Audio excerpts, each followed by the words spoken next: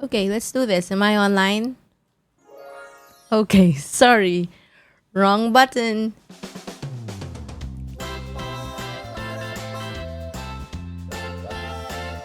Okay, so hello. Welcome to the Content Beach podcast. This is the podcast for creators, strategists, and digital rebels who want to stop performing and start building systems that actually scale their message. I'm Raya. I'm a digital strategist, systems builder, and occasional content therapist for coaches, course creators, and visionary brands. And today, we're diving into a question that's been buzzing in every corner of the internet. Ta-da! Okay, where's my...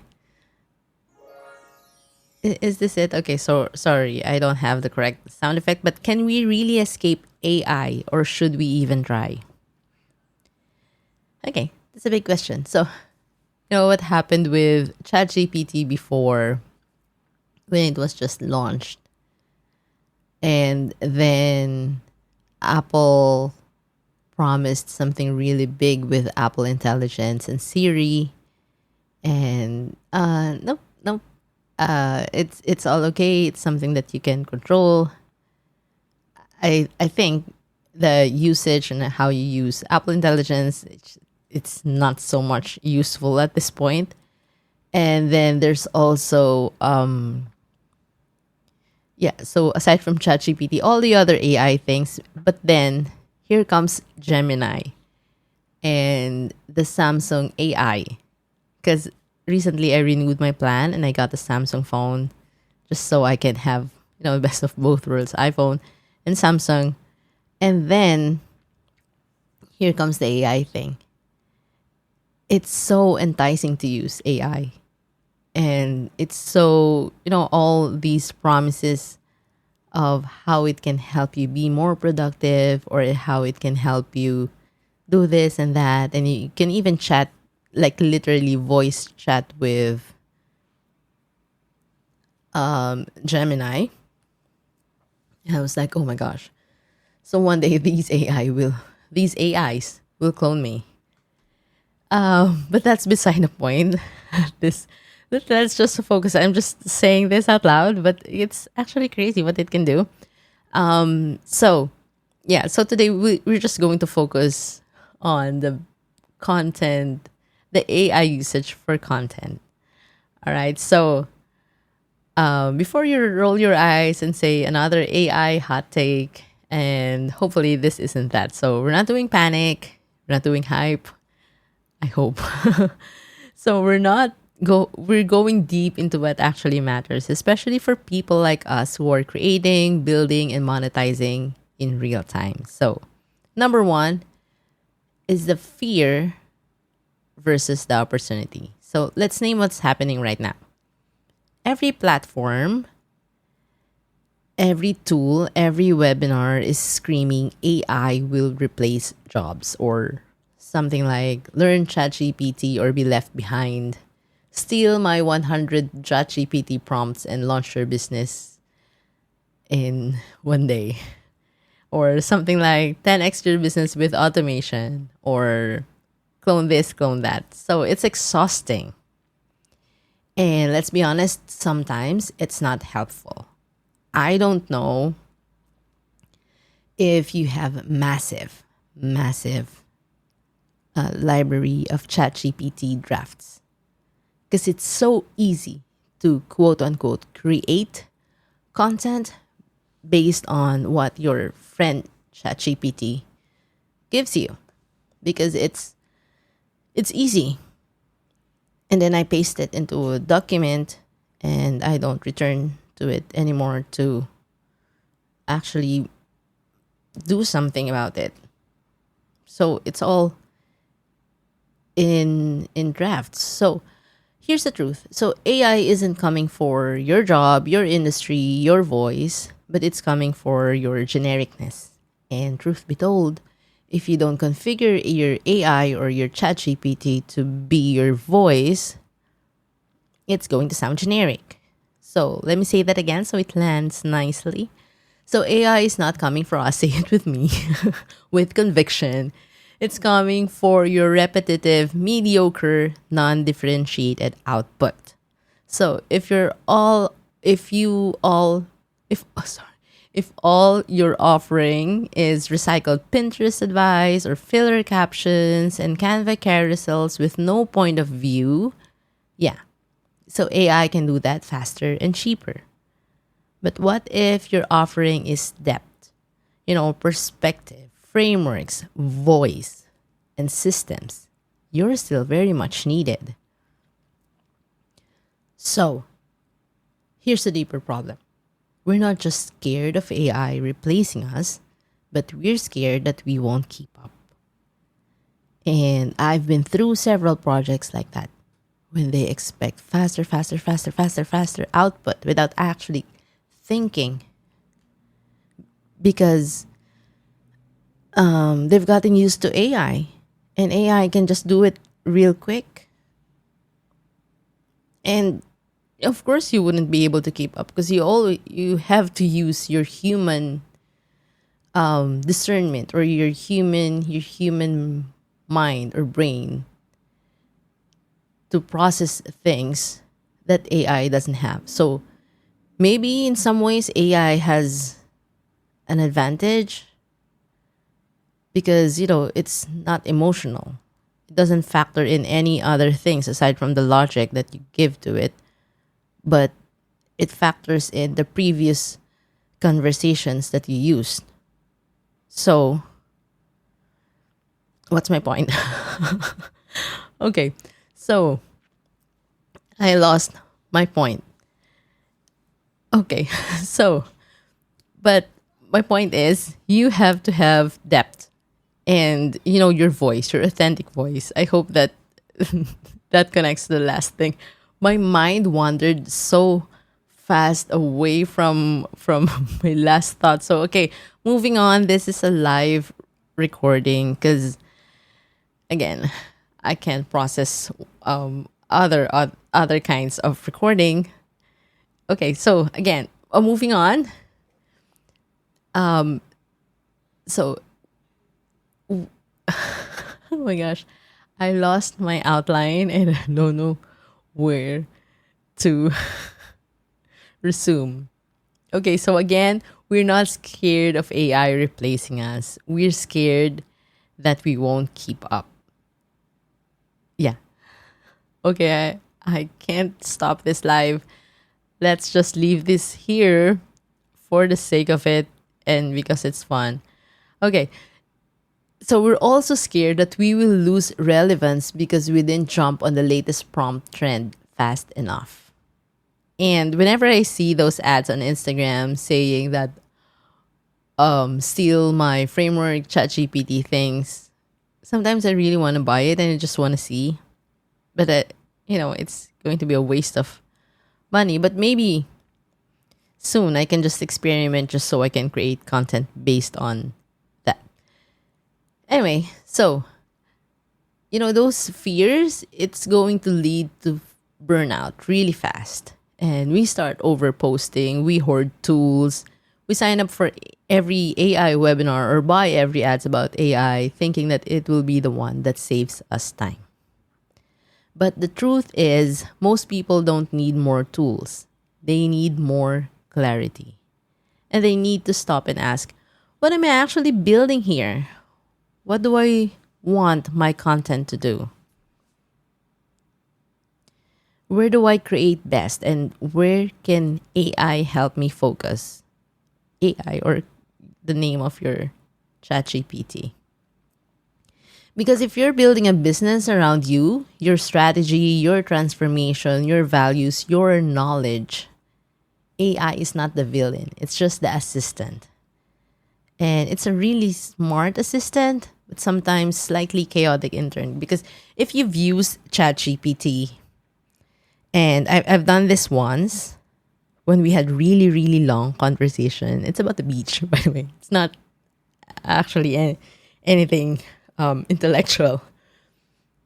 And then the whole chat says, it's full. Like, it's full? Why didn't you warn me?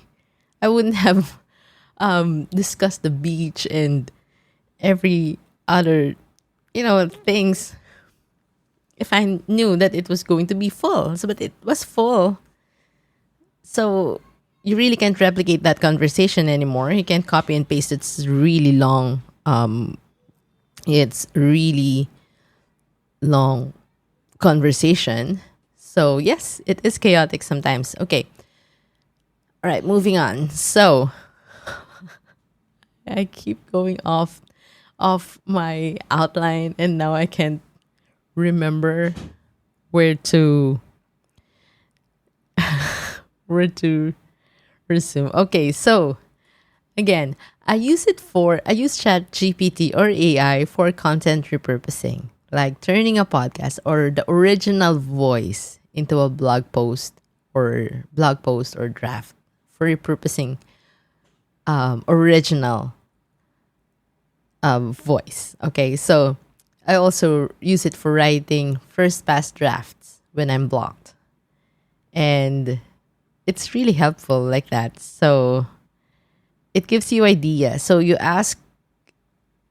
give it a prompt and then it gives you so many other things and then you figure out that's not what I want and then you kind of figure out what you want. And then next, third, summarizing transcripts or meeting notes. So Zoom AI is really helpful for that.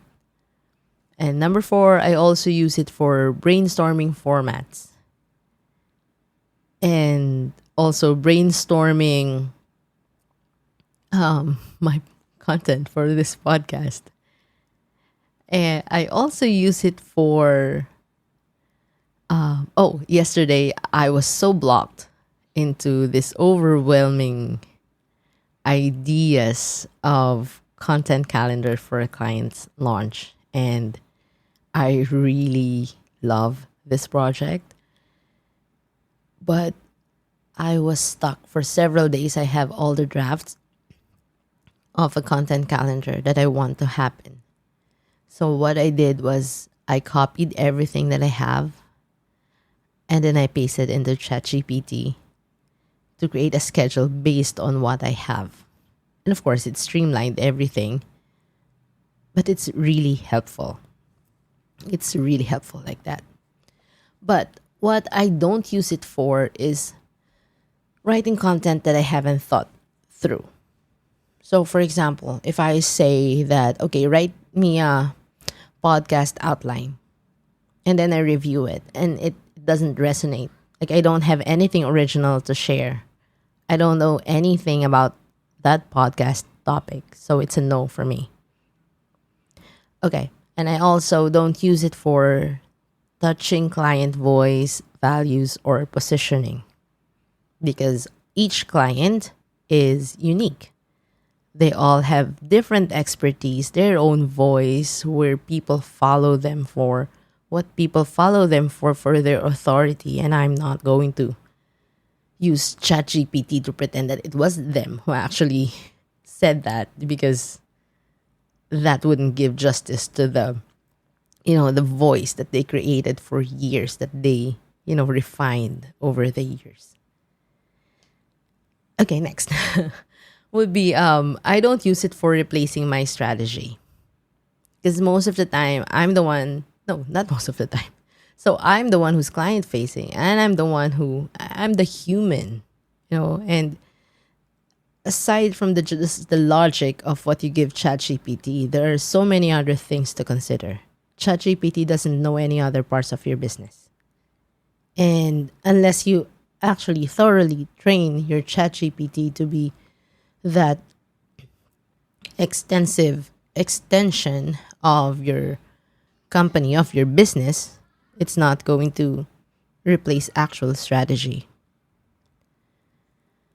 And lastly, I don't use it for making brand decisions. Same thing with the strategy part.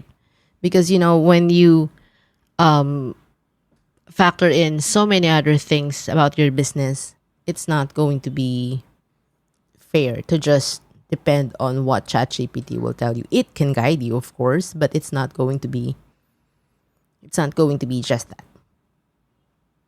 Okay. Okay. Next. So, bottom line, I don't hand over the steering wheel to let it define, the client voice.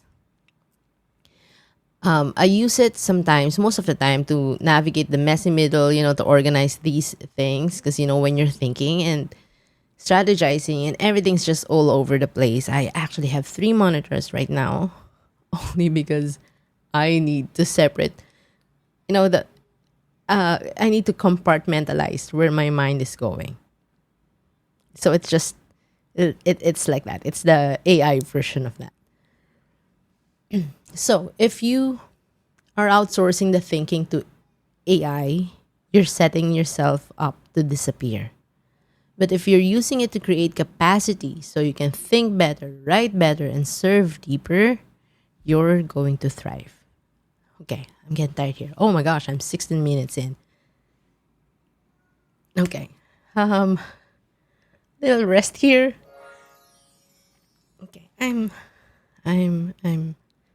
running out of sound effects. I need to load up more. Okay.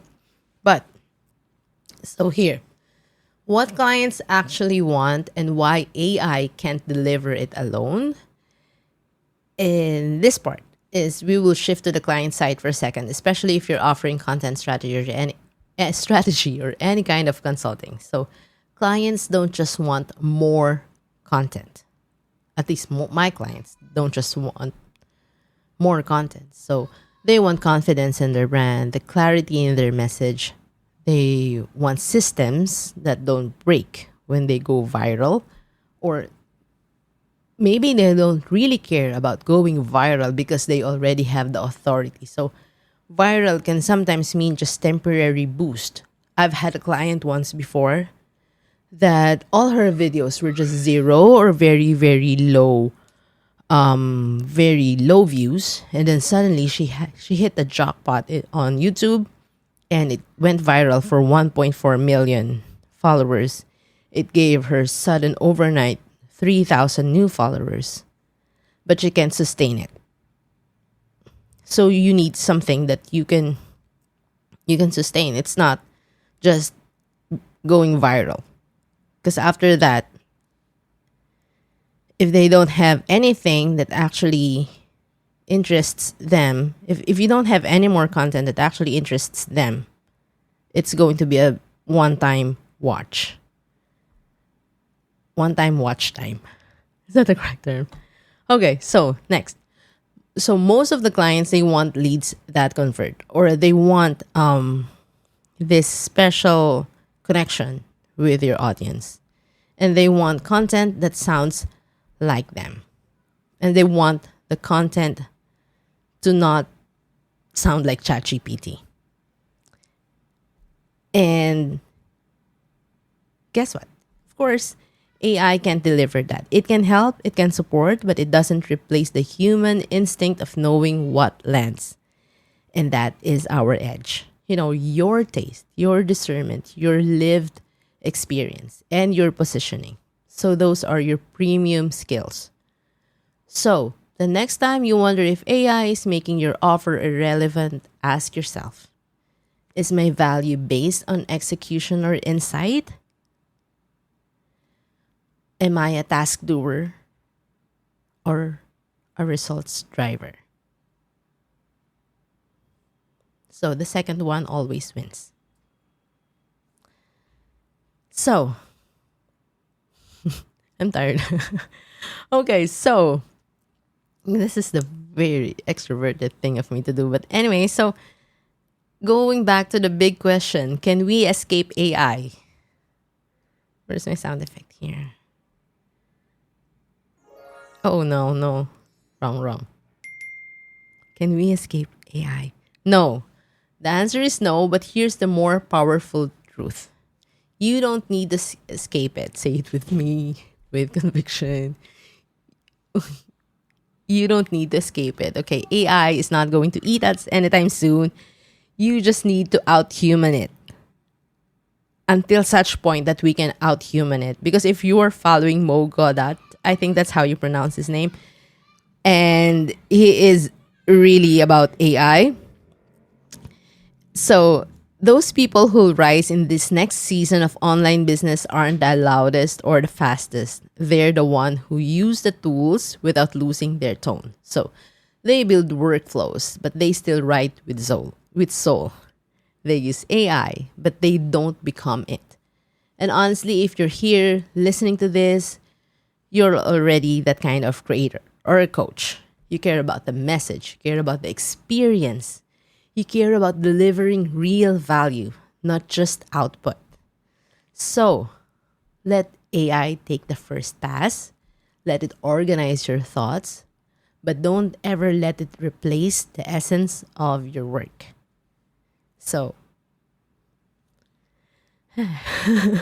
let me leave you with this. We do not need to fear AI. Unless it becomes a robot, then that is a different podcast episode. Okay? So, you don't need to fear AI. You need to fear being forgettable. You need to fear building a business that's busy but not intentional. And if you're listening to the Content Beach, I know you're not here for that. You're here to create content that builds something real. That sells without being soulless. You're building a business that scales without sacrificing your values. So no, we can't escape AI.